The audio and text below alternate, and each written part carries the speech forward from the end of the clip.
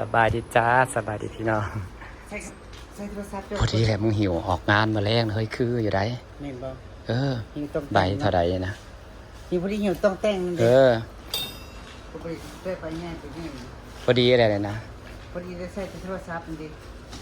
ครับสิใบเท่าไหร่เอ่ยถามราคาก่อนสายมันสายพายโทรศัพท์4เครื่องพอดีใช้ได้เบิร์ดเนาะมันจะคือน้อยแต่มันใส่ได้หลายเลยเฮ้ยใบเท่าไหร่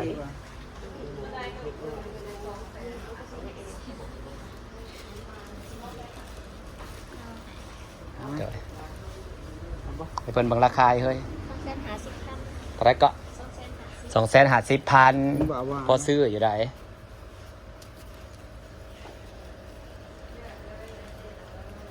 250,000นะจักบาทใช่500พอซ้ำ500นะ400กว่าบาทเอาเธอผู้คนมีเงินนะพากันมาซื้อของใส่พี่น้อง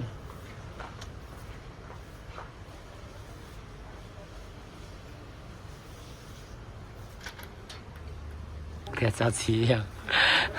นางเลือกคัดแท็กเลยนางสิแต่งตัวไปหาพระเอกพระลำมาแรงคู่อะไรเฮ้ย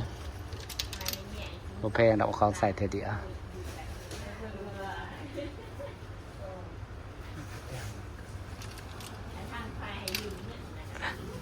เคยท่องบ่มันสิถือท่องบ่มาไทยบางร้านเขาจีหูเขาใส่ของปลอมซื้อไปใส่มาเล่นให้เพราะว่าหมอลำแนวน้ำหลังนี่ปืนกระทอดทิ่มส่ออย่าง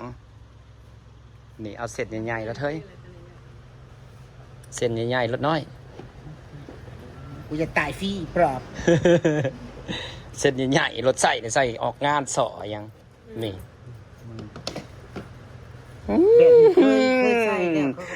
โอ้มาดามมาแล้วเนี่ยผมบ้าหมอลำสิบลิจ้องเขาได้เลยจ้องแต่มึงนะนี่แน่นอนคำสั่งก็ใส่เส้นนี้รถเฮ้ยส่อยังพาสิมาหูดพาว่าใส่ทองหรือปอมหรือเก๋นี่ปลาราศีจับเลยหน่อยราศีจับคันว่ากระเป๋ากับกระเป๋าเผ็ด100 ล้าน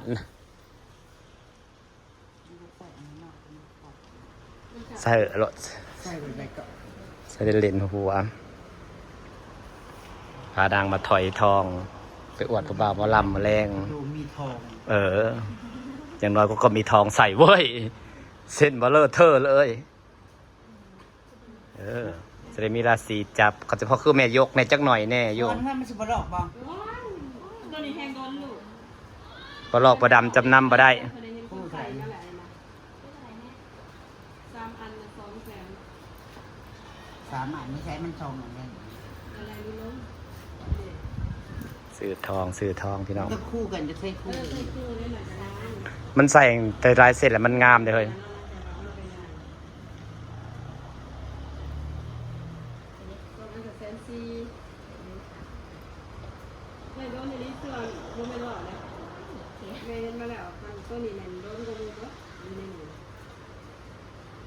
ทรงมันก็เป็นตาได้โดดอยู่เนาะ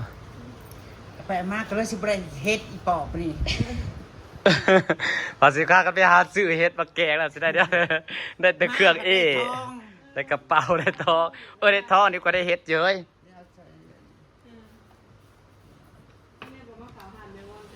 เอามีเอามือเราไปใส่ดูบ่อนบ่มีกี่เด้น้ำยาสิเด้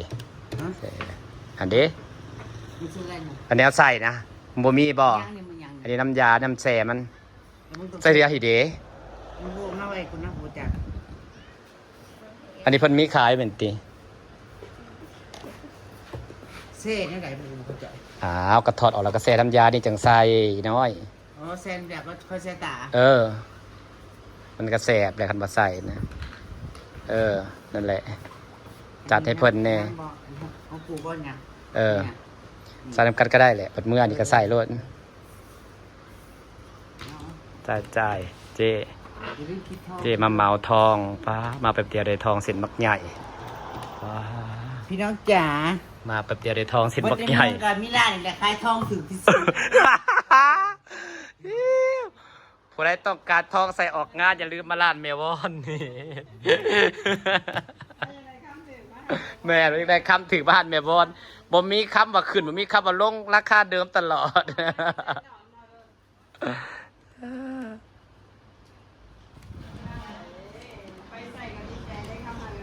แม่เนี่ยลายกันงามๆติมีแต่ลายงามๆติ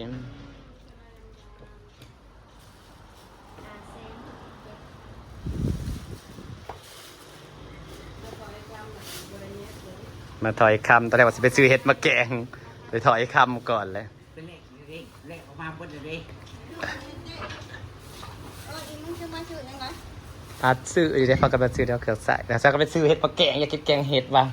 ยังไม่ได้ฮอดบ่อนเห็ดขายเห็ดซ้ มึงลงหากระแตกนะชนะ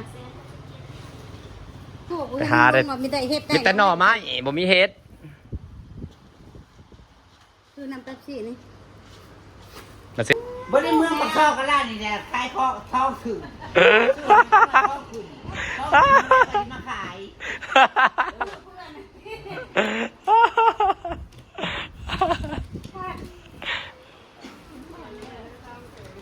ทองคืนเดี๋ยวสิมาขายอย่าบอกนะชื่อไปแล้วชื่อบรับชื่อคืน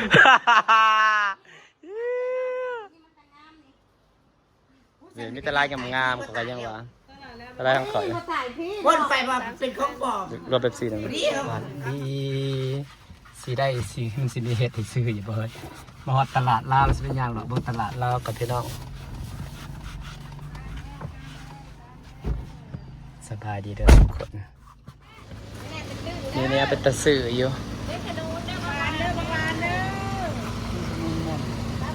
เจอบ่เคยกินเถื่อนเป็นอะไร ถ่ายจะได้ไม่ขนนเล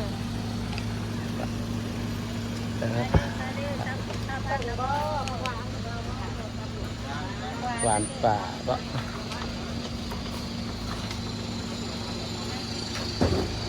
หวายจ้าคิดหวายแล้วคิดเห็นคุณแม่มากินหวายหอมมันกระมัดงามๆเนาะนี่หวายแต่งามๆเขาป่าเวทมีเห็ดมีหอนนะ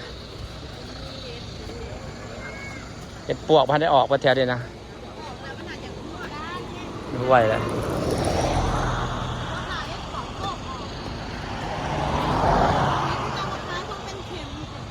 บ่ฮักก็ออกบ่ออกถุงเท่าไหร่ ต้องแบบเช้า3 ถุงหาซื้อคือนานสีพร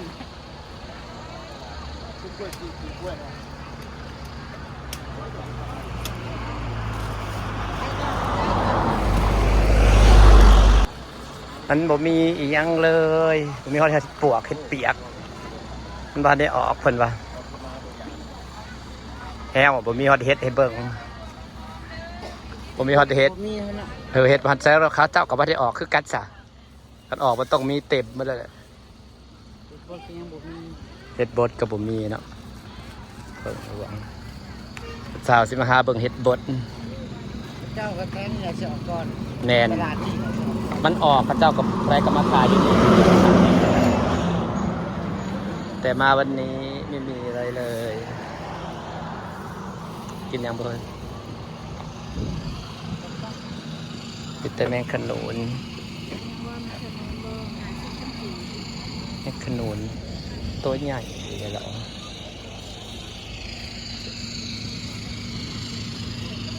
ไม่มีอะไรเลย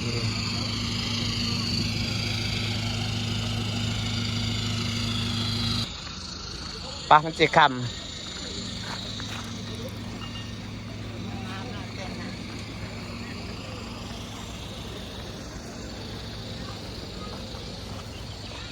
แต่กระปุกกระต่าย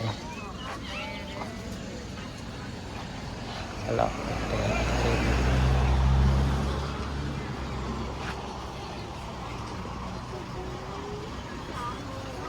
นี่ซ้ำนี่แหละพี่น้องฮอตบะหมี่ยังซ้ำถึงร้านต้นไม้แล้วจ้า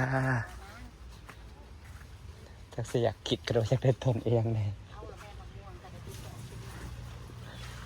เพราะว่าก็มีหลายแล้วเบะ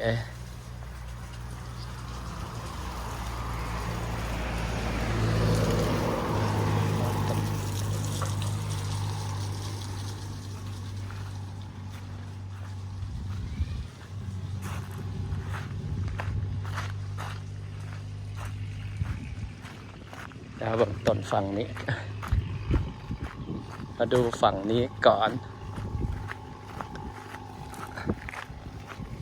อยากได้ต้นใหญ่ต้นน้อยยันบนรอดต้นมะพร้าวต้นใหญ่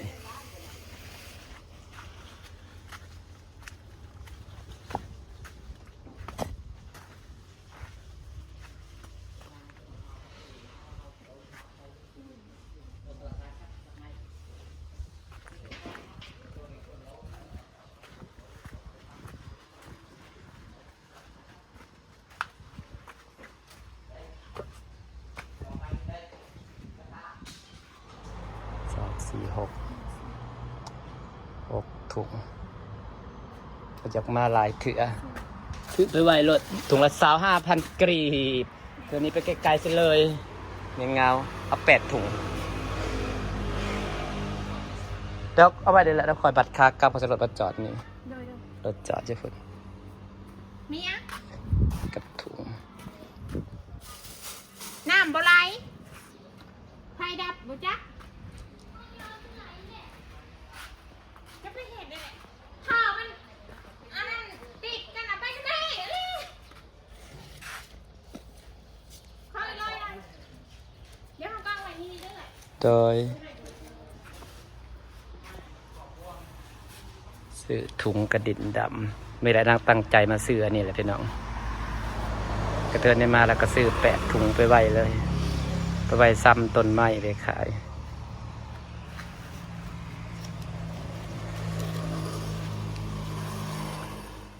ต้นอย่างแอปเปิ้ลเมืองจากละ2เหรอ มันปลูกทั้งหน้าบ้านไง ปลูกคู่กันมันจะงาม มีต้นเดียวบะต้นเท่าไหรนะปลูกกระใหญ่แล้วนี่ปีหนาก็เป็นหมากแล้วดินะคามนาโฟนไปปีหนาเป็นหมากแล้วเธอดูแลดีแห่งใหญ่ไว้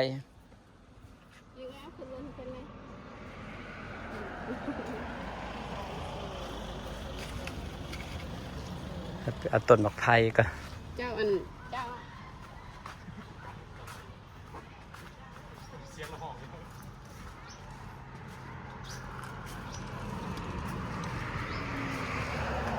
ก ำลังพากันเลือกซื้อไม้เดี๋ยวแต่สำหรับคอยมักนะคอยมักไม้อันนี้แหละพี่น้องนะเลี้ยงเป็นเส้นเลี้ยงแบบ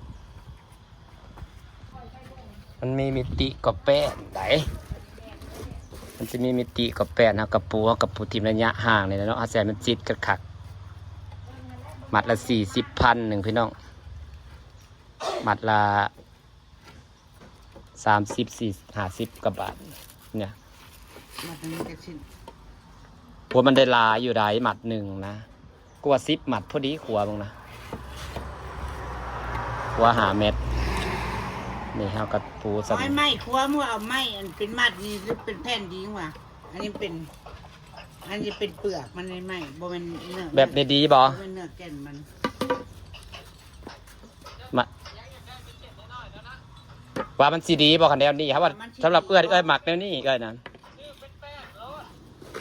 อันนี้บ่ดี ไม่แช่ มาเนี่ยก็ ไม่แข็ง พี่น้องสิฝากบรรยากาศไปสั่นแบบให้นางเลือกเป๊ะกัน